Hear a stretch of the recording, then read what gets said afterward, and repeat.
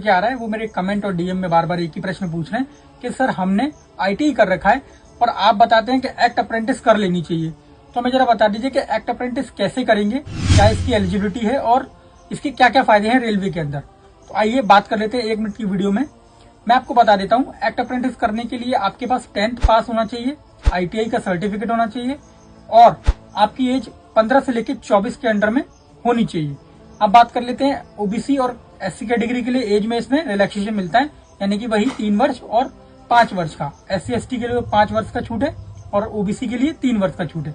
अगर ये सब आप हैं तो फिर आप एक्ट अप्रेंटिस के लिए फॉर्म डाल सकते हैं। अब बात कर लेते हैं रेलवे में इसके क्या क्या फायदे हैं। तो आइए फायदे बताते हैं। सबसे बड़ी बात, 20% रिजर्व आपकी सीट्स रहती हैं रेलवे में। जो लेवल 1 की जॉब आरआरबी ग्रुप डी जो निकली है अभी या फिर जो फ्यूचर में आएगी, 20% सीट्स आपके लिए रिजर्व्ड रहेंगी। ठीक है, बता दूं मैं आपको। सेकंड, इसका क्या फायदा होता है, जो बड़ा फायदा है वो है कि आपका फिजिकल नहीं होगा। आरआरबी ग्रुप डी लेवल 1 में आपका सीबीटी 1 होने के बाद फिजिकल नहीं होगा, आपको डायरेक्ट सिलेक्ट कर लिया जाएगा।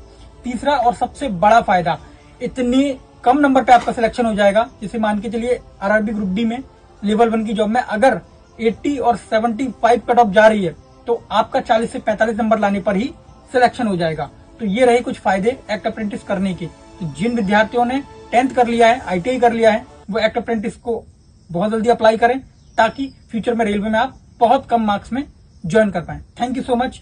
बाकी मुझसे जुड़े रहने के लिए मुझे फॉलो कर लीजिए। Thank you so much.